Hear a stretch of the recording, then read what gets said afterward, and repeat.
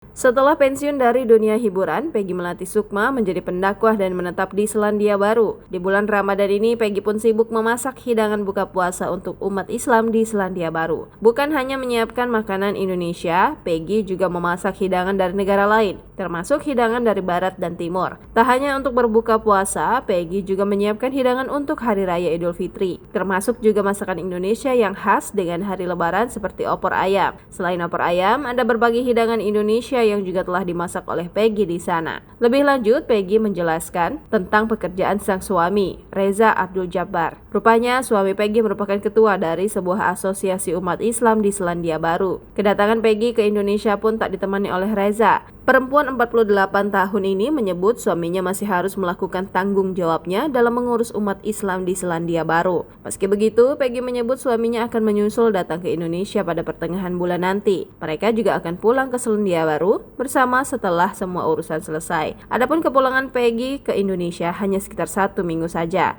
Dirinya pun memanfaatkan 1 minggu untuk melakukan safari dakwah ke beberapa kota.